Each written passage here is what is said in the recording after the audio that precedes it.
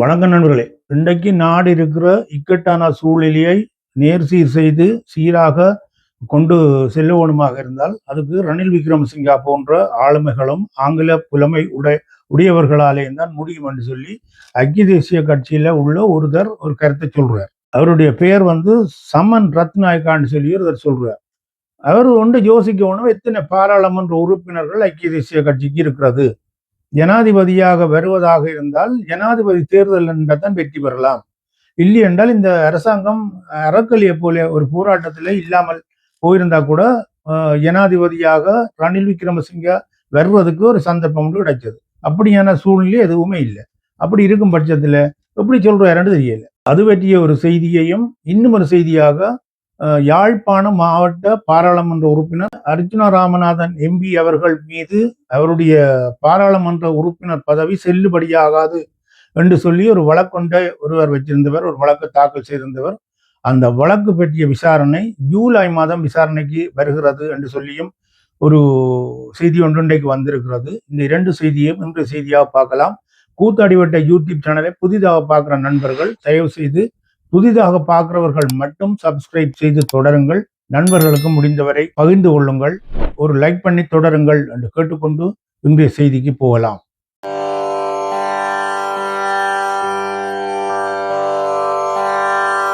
March மாதம் 27ஆம் தேதி வெள்ளிக்கிழமை 2026 கூத்தாடிவட்டை அன்பர்கள் நண்பர்களுக்கு பணிவான வணக்கங்கள். இன்றைக்கு நாட்டில் எத்தனையோ பிரச்சனை எல்லாம் வந்து போட்டு இன்றைக்கு ஜனாதிபதி அனுரகுமார திசாநாயக்கா வந்ததுக்கு பிறகு இயற்கை சீற்றம் எல்லாம் பெற்று மோசமாக பாதித்து அதை கடந்து இந்த நாட்டை கொண்டு செலுத்தக்கூடிய தகுதியோட அனுரகுமார திசாநாயக்கா பேணப்பட்டு கொண்டிருக்கிறார் என்றது நிறைய பேருக்கு தெரியும். உலக நாடுகள் கூட ஒரு பெரிய அங்கீகாரத்தை கொடுத்திருக்குது அனுரகுமார திசாநாயக்கா அவர்களுக்கு. சமீபத்தில் ஈரானுடைய ஒரு கடற்படை கப்பல் ஒன்று தத்தளித்த பொழுது அதுல அம்பிட்டிருந்த மாலுமிகளை காப்பாற்றினதாக இருக்கட்டும், அந்த கப்பலை கொண்டு வந்து தங்களுடைய துறைமுகத்தில் நிறுத்தியதாக இருக்கட்டும், அப்படி முடிவெடுக்கக்கூடிய தகுதியை எல்லாம் அனுரகுமார திசாநாயக்கா பெற்றிருக்கிறார் என்று சொல்லி உலகளாவிய ரீதியில் ஒரு மதிப்பு மரியாதை இருக்கிற ஒரு அரசியல் தலைவராகத்தான் இருந்து கொண்டிருக்கிறார். சமூக வலைத்தளங்களின் தலைவராக கருதப்படுற பேஸ்புக்கில் இன்றைக்கு ஒரு பதிவை பார்த்திருந்தார். அதில் ஒருத்தர் பதிவிட்டிருக்கிறார், அனுரகுமார திசாநாயக்கா அவர்கள் ஒரு ரோயல் ஃபேமிலியில் இருந்து வந்தவர் அல்ல, அதே நேரத்தில் ஒரு அரசியல் பின்னணி கொண்டவரும் அல்ல, கல்வி அறிவும் பெரிய ஆங்கில புலமை இல்லாதவராக கருதப்படுறபடியால் ரணில் விக்ரமசிங்கா போன்றவர்களை போன்ற ஒரு தகுதியை அவர் பெற முடியாது என்று சொல்லி ஒருத்தர் பதிவிட்டு இருக்கிறார். அதே பின்னணியை வச்சுத்தான் இன்றைக்கு ஒருத்தர் சொல்றார், ரணில் விக்ரமசிங்கா ஜனாதிபதியாக இந்த நாட்டை பொறுப்படுத்தாத்தான் நாட்டை கொண்டு செலுத்தலாம் என்ற மாதிரி ஒரு குழந்தை பிள்ளைத்தனமான சிந்தனை ஒருத்தருக்கு வந்திருக்கு. அன்றைக்குள்ள இப்படித்தான் கணிக்கணும் என்ன மாதிரி என்றால் ஆங்கிலம் தெரிந்தால்தான் அல்லது ரோயல் ஃபேமிலியில் பிறந்திருந்தால்தான் ஒருத்தர் நாட்டை ஆள்ற தகுதி உடையவர் என்ற மாதிரி ஒரு முடிவுக்கு வரணும். அது இலங்கை, இந்தியா போன்ற இடங்கள்ல அப்படியான முடிவுக்கு வர்றது இருக்கிறது தான். அதுல தான் பார்க்க என்னென்றால் SWRT பண்டார் நாயக்கா அவர் ஒரு ரோயல் ஃபேமிலியில் இருந்து வந்தவர், ஒரு ஆங்கில புலமை உடையவர், இங்கிலாந்தில் படித்தவர். அதே போல JR ஜெயவர்தனா, அதுக்கு அடுத்ததாக ரணில் விக்ரமசிங்கா, இவர்கள் எல்லாம் ஒரு ஆங்கில புலமை உடையவர்கள் என்று சொல்லியும் ஒரு பெரிய ஃபேமிலியில் இருந்து வந்தவர்கள் என்று சொல்லியும் இருக்கிறது சரிதான். ஆனால் அவர்களுக்கு எந்த அளவுக்கு மக்களை பற்றின புரிதல் இருக்கும் என்றது ஒன்று இருக்குது. ரோயல் ஃபேமிலியிலே இருந்தவர்களுக்கு பாமர மக்களுடைய நடவடிக்கைகளே அவர்களுடைய வாழ்க்கை முறைகளையோ ஒரு நல்ல புரிஞ்சவர்களாக இருக்காது. ஆக்களுக்கு தெரியும், பெரியாக்களோட கதைச்சு பேசி ஒரு நடவடிக்கை எடுக்கக்கூடியவர்களாக இருப்பார்களே தவிர அடிப்படை தன்மைகளை புரியக்கூடியவர்களாக இருக்க முடியாது. இந்த அனுரகுமார திசாநாயக்கா அவர்கள் ஒரு அடிப்படையாக ஒரு சிறிய குடும்பத்திலிருந்து வந்த ஒரு சாதாரணமான ஒரு குடும்பத்திலிருந்து பிறந்து வந்து சாதாரணமான படிப்பை படித்து போட்டு அவரும் 2 பல்கலைக்கழகங்கள்ல படிச்சிருக்கிறார். பேராதனை பல்கலைக்கழகத்துல படிச்சிருக்கிறார். அங்க படித்த பொழுது இந்த அவருடைய கட்சி அல்லது அவருடைய இயக்கம் சம்பந்தமாக ஒரு நெருக்கு வாரத்துல அதுல இருந்து வெளியேறி பிறகு களனி பல்கலைக்கழகத்திலும் படித்து ஒரு பட்டம் பெற்றுத்தான் அவர் வெளியில வந்திருக்கிறார். அதுக்கு பிறகும் அவர் ஒரு 4 முறை பாராளுமன்ற உறுப்பினராக இருந்திருக்கிறார், மந்திரியாக இருந்திருக்கிறார், நிறைய அரசியல் அனுபவங்களை கொண்டவராக இருக்கிறார். இந்த நாட்டை பொறுப்பேற்றதுக்கு பிறகு இந்த நாட்டை அவர் கொண்டு நடத்துற விதங்களை பார்க்கல ஒரு தேர்ச்சி பெற்ற ஒரு தேர்ந்த அரசியல்வாதியாக இருக்கிறார் என்றதை உணரக்கூடிய இருக்கிறது. இதை தெரியாமலுக்கு இந்த ரணில் விக்ரமசிங்கவனுடைய கட்சியில் உள்ள ஆக்களும் வேற ஆக்களும் வேறங்கோ சஜித் பிரேமதாசா எல்லாம் சொல்லுவார் நாட்டை நடத்த முடியாட்டி நடத்தாருங்கோ, ஏதோ சும்மா விளையாட்டு சாமான் மாதிரி. அதே போலதான் இந்த ஐக்கிய தேசிய கட்சியில இருக்கிற இந்த சமன் ரத்நாயக ஆண்டவரும் புலம்புறார். அவர் நினைக்கிறார் என்னென்றால், ஒரு ஆங்கிலம் கதைக்க தெரிகிறவர் ஒருத்தர் நல்லா கதைக்க தெரிஞ்சார் என்றால் அவர் தான் உலகம் முழுக்களும் பெரிய ஆட்சியை நடத்தக்கூடியவராக இருப்பார் என்று நினைக்கிறார்.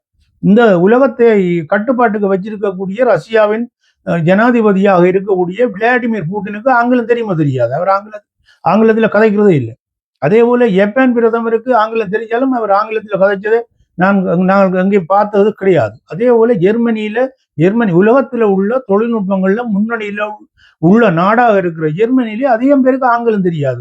நான் ஜெர்மனியில் ஒரு 10-12 வருடம் வாழ்ந்தவன் என்றபடியா நான் சொல்றேன், நிறைய அதிகாரிகளுக்கு ஆங்கிலத்தில் நாங்கள் ஏதாவது சொன்னால் அவர்கள் அதுக்கு மறுமொழி சொல்ல மாட்டேன். ஏன்னா அவர்களுக்கு ஆங்கிலம் தெரியாது. இப்ப கொஞ்சம் கொஞ்சம் படிச்சு வச்சிருக்கணும்.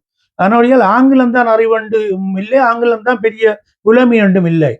ஒரு உலகத்தையும் ஒரு சமூகத்தையும் வழிநடத்தக்கூடிய ஒரு தகுதி இந்த தலைகள் இந்த மூளையில இருந்து என்றால் அதுதான் கொண்டு நடத்தும். மொழியெல்லாம் கொண்டு நடத்துறது இல்லை. மொழி ஒரு ஒரு ஒரு ஒன்றை புரிய வைக்கிறது, இன்னொருத்தருக்கு ஒன்றை புரிய வைக்கிறதுக்காக மொழி ஒழிய ஒரு ஒன்றும் இல்லை.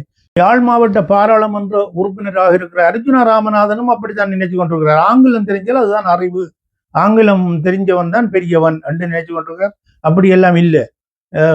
அவர்களை விட நாங்கள் நான் எல்லாம் இந்த வெளிநாடுகள்ல ஜெர்மனிலேயே ஒரு 10-12 வருடங்கள் இருந்திருக்கிறோம். அதை விட வேற ஒரு நிறைய நாடுகளை பார்த்துட்டு வந்தாச்சு. பார்த்த இடத்துல ஆங்கிலம் தான் அறிவண்டு இல்லை. மொழி ஒன்றை புரிஞ்சு கொள்றதுக்கு தான். இங்க டொச்சு தெரிஞ்சா தான் இங்க வாழலாம். என்னுடைய மகள் இருக்கிற இடம் ஜூரான்னு சொல்லி வேறு ஒரு டெண்டோன்ல இருக்கிற அங்க பிரெஞ்சு, எனக்கு அங்க தெரியாது. அங்க மெர்சி என்றதும் மூஷு என்றது 2-3 சொல்லித்தான் தெரியும் எனக்கு. அங்க போனா அங்க வேற, இங்க வந்தா இங்க வேற. இது ஒரு ஒரு கலந்து பிரிஞ்சு கொள்றதுக்கும் ஒரு விடயத்தை கடத்துறதுக்கும் தான் மொழி, வேற ஒன்றும் இல்லை. சிந்தனை தான் விடயங்களை வெளிப்படுத்தும். சில ஆளுமைகளை வெளிப்படுத்துறதெல்லாம் சிந்தனையும் எங்களுடைய நடவடிக்கைகளும். மொழியெல்லாம் பெரிய விடயம் இல்லை. ஆனால் சொல்ற விளையாட்டமாக குழந்தை பிள்ளைகளுடைய கதை மாதிரி அதை நம்புறதுக்கும் இலங்கையில கொஞ்சம் மக்கள் இருக்கணும் என்றதை வெளிப்படுத்துறதுக்கு தான் நான் இந்த கருத்தை சொன்னேன். அடுத்த செய்தியாக அர்ஜுன ராமநாதன் அவர்களுடைய எம்பி பதவி செல்லுபடியாகாது என்று சொல்லி அவர் தேர்தலில் நின்று போட்டியிட்டது கூட அவர் வைத்தியராக இருந்து கொண்டு வைத்திய பதவியை ராஜினாமா செய்யாமலுக்கு தேர்தலில் நொமினேஷன் தாக்கல் செய்து போட்டியிட்டு வெற்றி பெற்று விட்டார். அந்த பதவி செல்லுபடியாகாது என்று சொல்லி ஒரு வழக்கு போட்டிருந்தவர். அந்த வழக்கு அப்படியே தொடர்ந்து நிலுவையில் இருந்து கொண்டிருந்தது. இன்றைக்கு அவர் அர்ஜுனா ராமநாதன் மீது நிறைய புகார்களும் நிறைய சமூகத்தில் எல்லாம் ஒரு எதிர்ப்பு அவர் மீது கிளம்பி இருக்கிறதும் இருக்குது. இதே நேரத்தில் அந்த வழக்கை உடனடியாக விசாரிக்க சொல்லி சில அமைப்புகள் தூண்டியிருப்பினும் உச்ச நீதிமன்றத்தையும் மேல்முறையீட்டு நீதிமன்றத்தையும் தூண்டியிருப்பினும் என்று சொல்லக்கூடியதாக இருக்கிறது. அதை வச்சுக்கொண்டு இன்றைக்கு மேல்முறையீட்டு நீதிமன்றம் அந்த வழக்கை விசாரிக்கிறதுக்கு ஜூலை மாதம் 2ஆம் தேதி நாள் குறிச்சிருக்குது.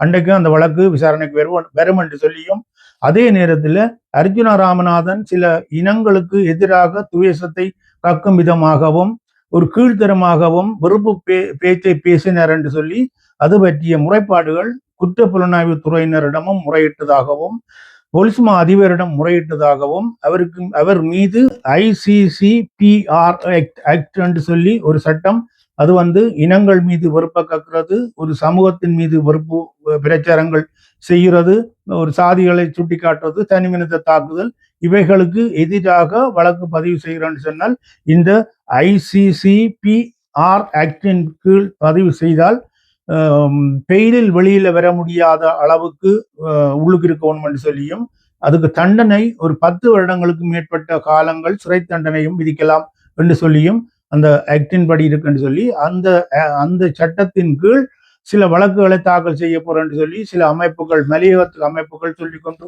இருந்தவர்கள் இப்படி பார்க்கல நிறைய அமைப்புகள் எல்லாம் எதிராக அர்ஜுனா ராமநாதனுக்கு எதிராக முறைப்பாடுகளையும் வழக்குகளையும் தாக்கல் செய்கிறார்கள் என்ற மாதிரி இருக்கிறோடியால் ஜூலை மாதம் 2ஆம் தேதி வருகிற வழக்கோட அர்ஜுனா ராமநாதனுடைய பதவி காலியாகி போய்விடும் என்ற மாதிரி தான் சில கருத்துக்கள் சொல்லி கொண்டிருக்கிறோம்.